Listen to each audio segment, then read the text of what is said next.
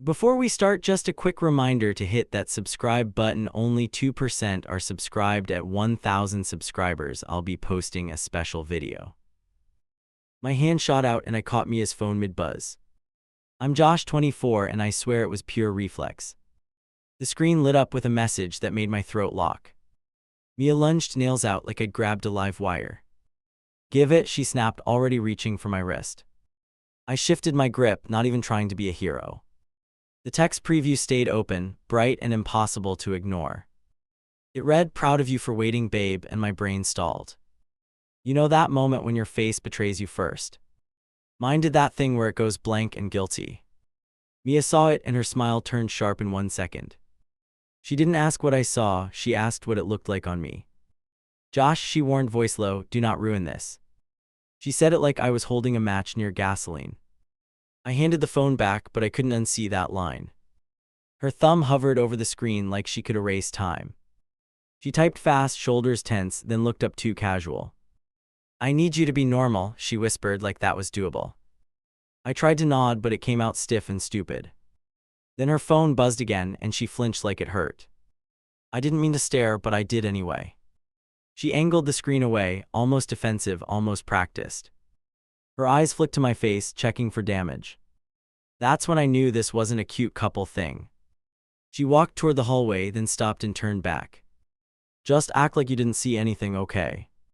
Her voice cracked on the last word, and that shook me. Mia never cracked, so why now? I followed her, not close, just enough to not lose her. She pushed her door almost shut, then left it open a slit. Like she wanted me to hear but not see. That tiny gap felt like an invitation and a warning. Her phone lit up again, and she answered on speaker. "Hey," she breathed, sweet and light, like a switch flipped. I heard a guy's laugh, warm and dumb, like he trusted her. Mia glanced at the door gap, and her gaze pinned me there. "I miss you," she cooed, pacing like she needed motion. She kept her voice soft, but her hands shook at her sides. I stood outside, frozen, trying to be invisible. Then she said my name just once, like a test. "Josh is here," she added, casual, too casual to be real. I heard the guy respond, friendly, like I was a teammate.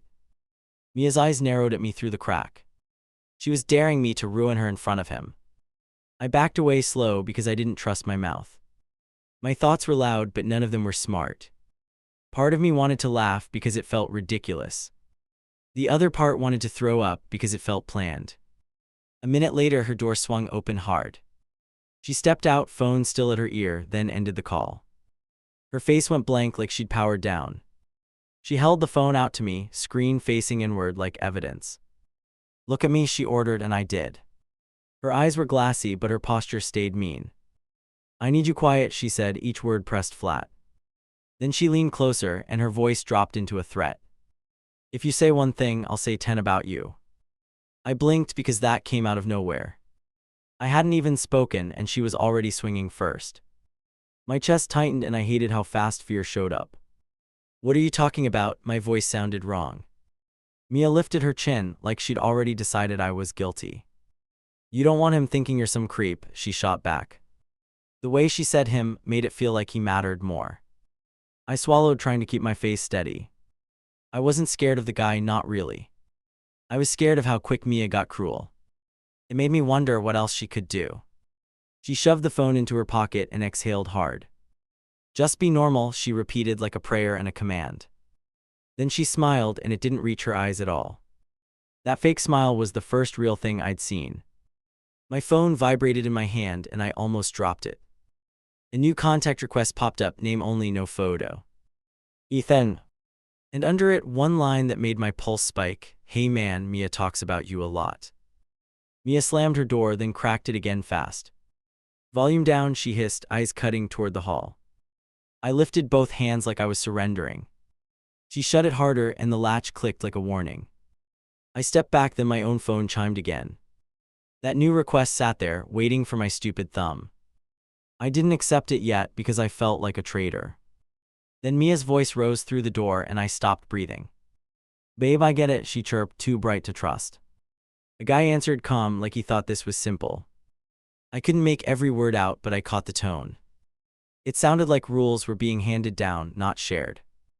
Mia paced and her footsteps kept cutting off mid-step. That meant she was listening hard, not just talking. I leaned closer without thinking, and I hated myself for it. Her next laugh came out sharp like a sage. He was faking air. Then I heard him say it clear as a slap. "I'm saving myself," his voice said, steady and proud. Mia made a little sound like that impressed her. My stomach tightened because I knew where this was going. He kept talking and he didn't sound creepy at first. He sounded earnest, which somehow made it worse. "I only date girls who are saving themselves too." Mia went silent for a beat, and I waited for honesty. Same. Mia breath soft and sweet like a vow. She didn't hesitate, not even half a second. She leaned into the lie like she practiced it. My face went hot and I backed away like I'd been caught. I walked to the kitchen and gripped the counter edge. Not for drama, just so my hands would behave. You ever feel your brain split into two people? One wants to intervene, the other wants to disappear. I told myself it was none of my business. That felt convenient, so I didn't trust it. I told myself Mia was harmless, just messy.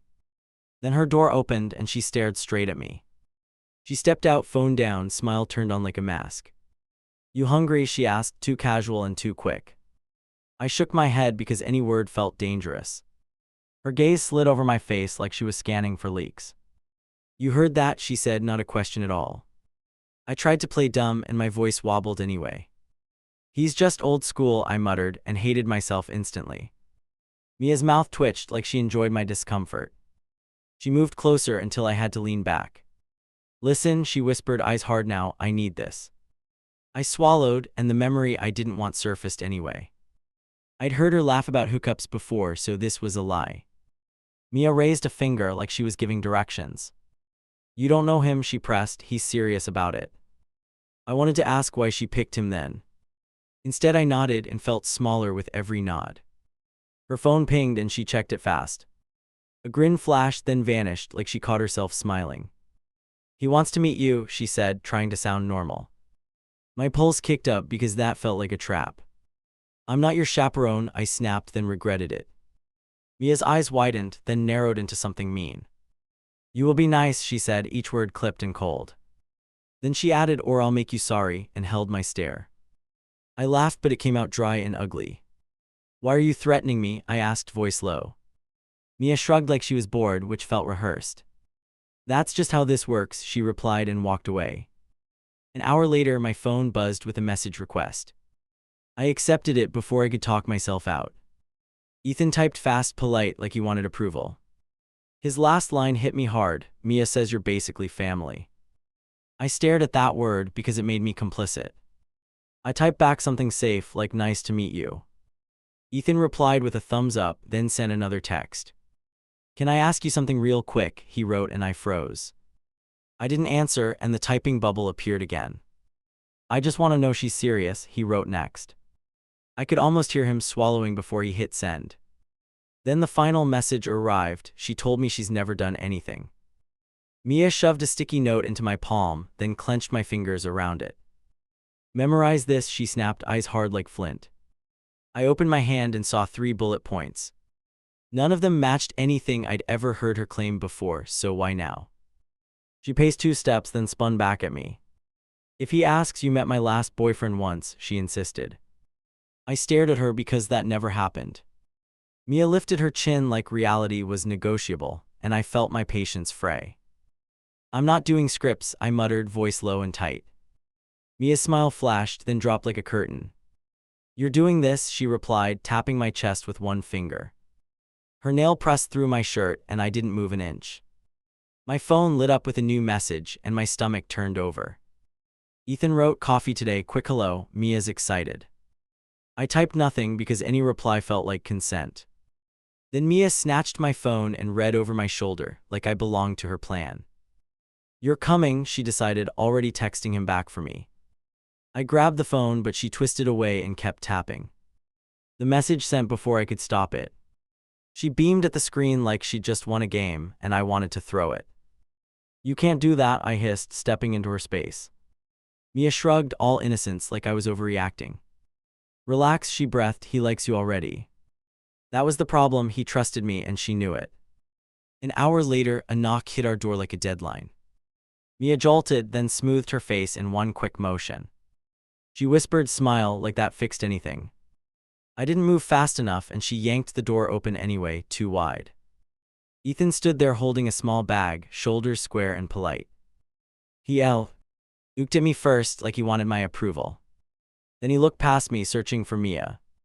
That glance told me everything. He already needed reassurance, and he hadn't even entered. Mia slid in beside him and hooked her arm through his. "Babe," she sang, voice sugary, "you made it." Ethan nodded, then offered his hand to me, careful and formal. His grip was steady, but his eyes kept flicking between us, like he was measuring. "You guys seem close," Ethan said, half joking, half checking. Mia laughed too loud, then squeezed his arm harder. I forced a smile because silence felt like sabotage. Ethan's eyebrows lifted a little, and I saw the first crack of doubt right there. Mia moved us toward the couch like she was staging a photo. "Tell him the thing," she urged me, eyes wide and pleading. "What thing?" I asked, and my voice came out sharper. Mia blinked fast, then pointed at the sticky note in my hand, and I felt played. Ethan leaned forward, elbows on his knees, trying to stay casual. "So," he started, then cleared his throat, "Mia told you about my values." He said values like it was fragile glass. Mia nodded hard, too hard, and her smile stayed frozen like glue. "Yeah," I managed, staring at the floor for 1 second. Ethan's face brightened, relieved, and that made me feel worse. "I've never done anything," he added, almost proud, almost scared. Then he looked at Mia, waiting for her to mirror it, and I held my breath. Mia tilted her head and gave a little giggle. "Same," she chirped, like repeating a catchphrase. Ethan's shoulders dropped, and he exhaled like he'd been bracing. I watched his relief land, and it felt like watching someone step onto thin ice. He turned back to me, smile tight but hopeful. "You've known her longer," he said. "She's always been like that, right?" Not a question, not quite a statement either. Mia's hand found my thigh and pinched once, a silent warning with teeth. I tried to dodge without lying, and it came out awkward. "She's intense," I said, choosing the smallest truth available. Mia laughed over me, too quick. "He means sweet." Ethan chuckled, but his eyes didn't laugh, and he kept staring at my mouth. He asked another question, softer this time. "You'd tell me if she wasn't serious, right?" My pulse hammered because he was handing me a loaded gun. Mia's nails dug into my leg again, sharper now, and I fought not to flinch. "I don't get in the middle," I said, forcing my voice steady. Ethan nodded like he understood, but his jaw tightened anyway. Mia finally let go, then patted my knee like I was a pet. That fake kindness made my skin crawl, and Ethan watched it happen. Mia jumped up too fast and started talking about nothing. She told a story that didn't go anywhere, then corrected herself mid-sentence. Ethan smiled politely, but his eyes narrowed at the mismatch. I could see him counting contradictions, and Mia kept tossing more. At one point, she slipped and mentioned an anniversary by accident. Ethan blinked, then sat up straighter, interest turning sharp. Mia froze for half a beat, then laughed like it was a joke. Her laugh landed wrong, and Ethan's smile didn't return, not fully. He looked at me again, quieter now. "Did she mean like our anniversary?" he asked, careful and slow. I opened my mouth, then closed it because anything was a landmine. Mia cut in fast. "He's so dramatic," and squeezed Ethan's hand too late. Ethan's phone buzzed, and he glanced at it without reading. He set it face down like he didn't want distractions. That move hit me hard because it felt like a decision. He wasn't here for small talk anymore, he was here to verify. He stood up, still smiling, still polite, still tense. "I should go," he said, eyes locked on Mia. "Early day tomorrow." Mia popped up too, voice bright again. "I'll walk you out." Ethan looked at me one last time, and his eyes asked the question he wouldn't say yet. The door closed behind them, and the silence felt thick. I took one step toward my room, hoping to vanish. Mia turned on me instantly, face twisted with panic and anger. "What did you do?" she whispered, and her hands shook like she'd already decided I ruined her. Mia grabbed my sleeve and dragged me into the hallway. Her eyes looked wild, like she'd lost the map. "Give me your laptop," she blurted, not even pretending. I pulled back on instinct because that demand felt criminal. "What is this?" I asked, keeping my voice low. She pressed her palms to her temples, then snapped them down. Your account is connected, she said, words tripping over each other. Then she added, I need you to erase something, and my stomach sank. I didn't move, and she noticed immediately. Mia stepped closer, blocking the path to my room. This is not a debate, she warned like she owned my choices. I stared at her, waiting for the part where it made sense. She shoved her phone toward my face, screen already open. A shared folder sat there, and I recognized the name. She jabbed it with her thumb, hard enough to shake her hand. Delete the whole thing, she ordered, and that's when I got scared. I took a breath and tried to keep it calm. Why would you even need this? I asked, still too gentle. Mia's mouth twisted like I'd insulted her intelligence. Because he's digging, she snapped, and my chest tightened. I unlocked my laptop, fingers stiff like they weren't mine. Mia hovered over me, too close, counting every click. Fast, she whispered, like speed could fix consequences. I opened the folder and my throat went dry. At first it looked harmless, just old photos and clips. Then I saw a thumbnail that made my face heat up. Nothing graphic, but intimate enough to tell a story. Mia saw my reaction and hissed, "Don't look, just erase." I scrolled because I'm stubborn and also stupid. Dates popped up beside each file, neat and unforgiving.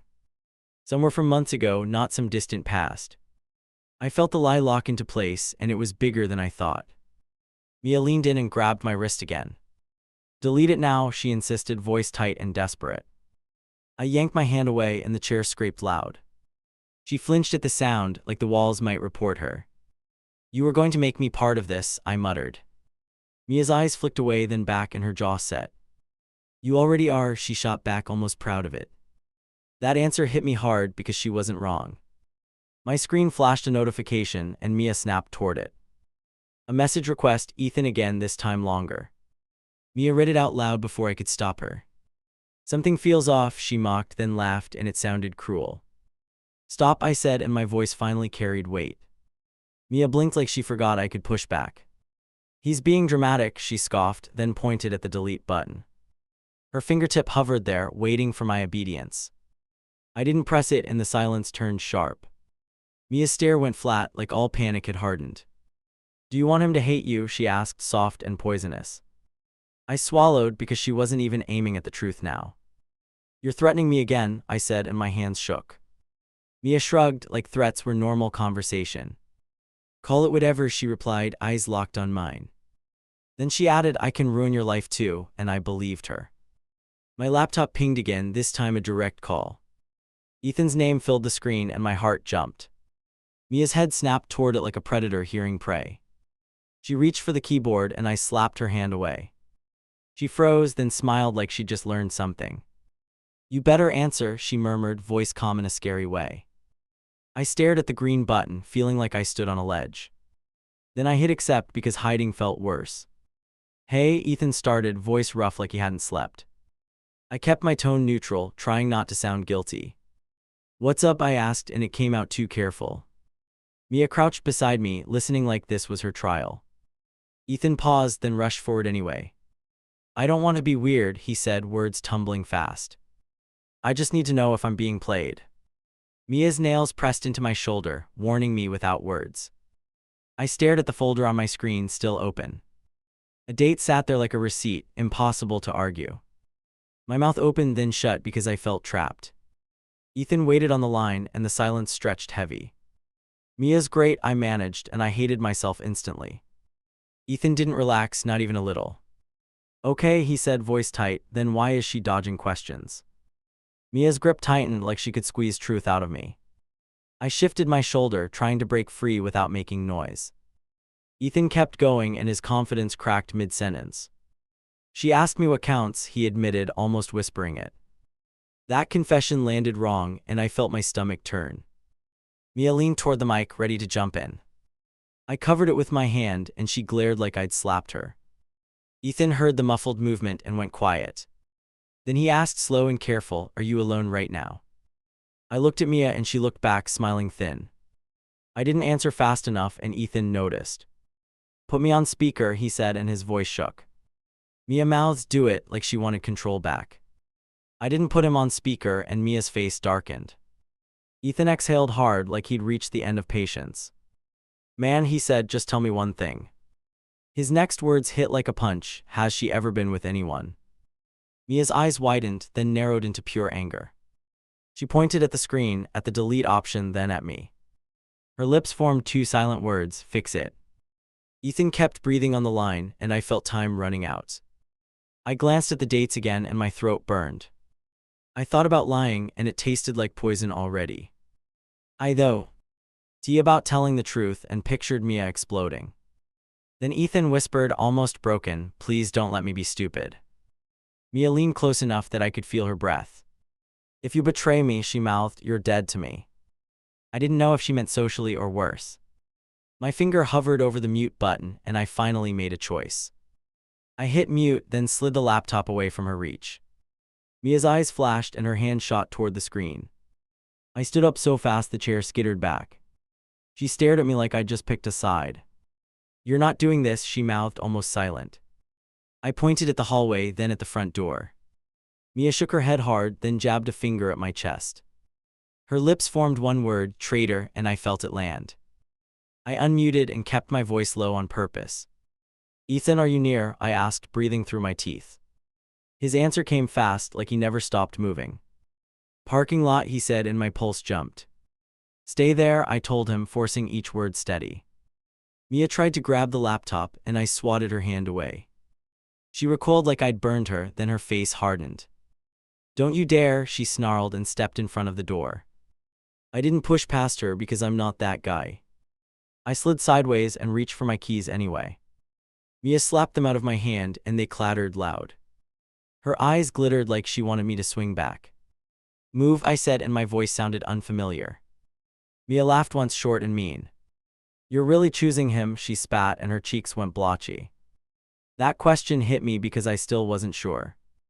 I bent down and scooped the keys, keeping my gaze down. Mia hovered over me, waiting for a flinch. I stood up and didn't look at her because eye contact felt dangerous. Then she whispered close, I will bury you, and I believed it. I pulled the door open, and she lunged to block it. Her shoulder hit the frame, and she acted like I heard her. You're scaring me, she called out, loud enough for neighbors. My stomach dropped because I saw the play forming.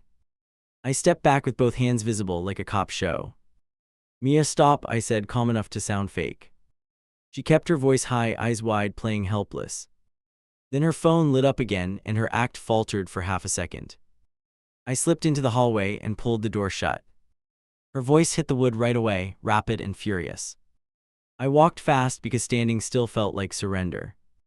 My thumb hovered over Ethan's contact, and I hated how sweaty it was. I reached the stairwell and heard footsteps from below. Ethan came up 2 steps at a time, jaw clenched hard. He stopped when he saw my face, like he already knew. Tell me, he demanded, and his voice cracked mid-word.